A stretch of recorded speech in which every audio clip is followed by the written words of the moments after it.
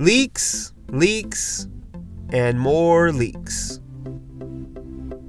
We've seen so many leaks and rumors about the Galaxy S20 that we're going to know exactly what to expect when the Galaxy S20 actually does get officially announced. So based on all those leaks and rumors, these are the top 3 things that you should be excited about for the Galaxy S20.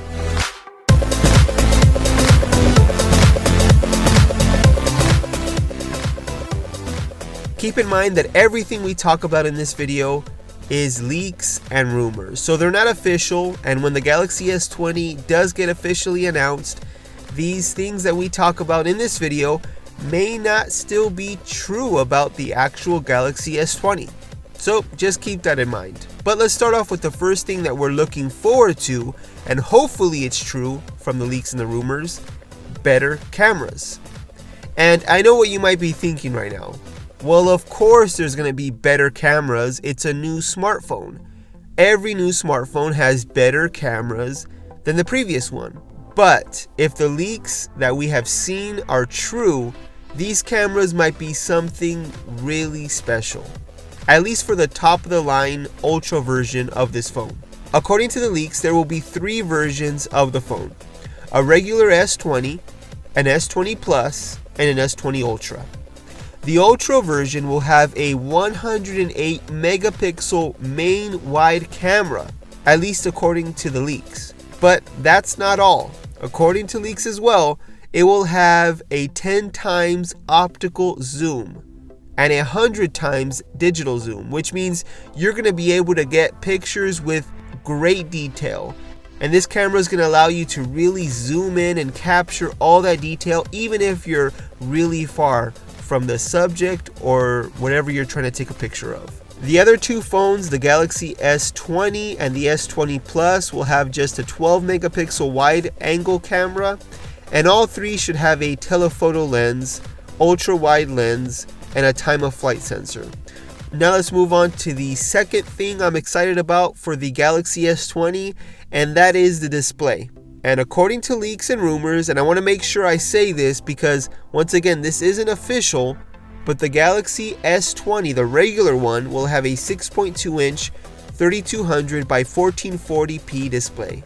The Plus model will have a 6.7 inch 3200 by 1400 resolution display, and the Ultra version will have a 6.9 inch. I don't even know how you could handle a phone with a 6.9 inch display, but anyways, a 6.9 inch display, 3200 by 1400 resolution display. But the interesting thing about these displays is that they're going to be rumored to have a 120 Hz refresh rate. Samsung displays are amazing. We all know that, right? If you've ever had a Samsung phone before, you know that their displays are bright, colorful, and they're probably one of the best smartphone displays out there. So when other companies like OnePlus and Google are making displays with a higher refresh rate, and Samsung, who actually makes most of the displays for these manufacturers in the first place, isn't making these displays with a high refresh rate for their own phones, it's kind of confusing. So it's a welcome change for their new phones to have this high refresh rate. That means when you use the phone, it's going to be really smooth to use. The display is going to refresh so quickly, so much faster, that it's going to be just more fluid when you're actually using the phone. And now let's move on to the third thing that I'm really excited about for this phone, and that's performance, because it looks like the newest Samsung flagship phone is going to have the newest Snapdragon processor. Which makes sense, right? It's a flagship phone. It should have the best processor available at the time. It's rumored to come with a Snapdragon 865, which should provide faster graphics and better battery life. And here's the interesting thing. The Galaxy S20, the regular version and the Plus version, will come with 12 gigabytes of RAM, which is really, really good. It's a crazy amount of RAM for a phone. But the Galaxy S20 Ultra is rumored to have 16 gigabytes of RAM. So the performance on that one should be even better. You're going to be able to do so much multitasking. your phone is going to be able to really handle multiple apps at once and really handle those graphic intensive games really well. And because it's going to have the Snapdragon 865 processor in the phones, they're all going to have, or they all should have, 5G built in to the phone. And even though 5G isn't necessarily where we would want it to be at this time, I mean, it's really hard to actually use 5G at the moment. But at least you know, if you purchase the phone, especially if you purchase this Ultra version, which probably is going to have a hefty price tag on it as well, at least you know that when 5G does become available or become more readily available, you're going to have a phone that's going to be able to take advantage of that network. So those are the top 3 things I'm looking forward to about the Galaxy S20 based on these leaks and rumors.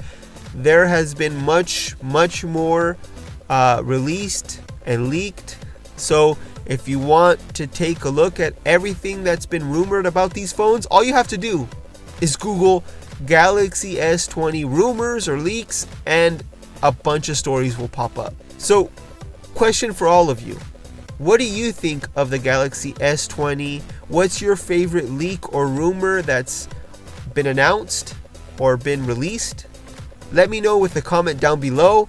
If you liked the video, please give it a thumbs up. If you want to see more videos on tech news like this one, or tech reviews, or opinions on technology, hit that subscribe button so you don't miss any of our new videos. And once again, thanks for watching.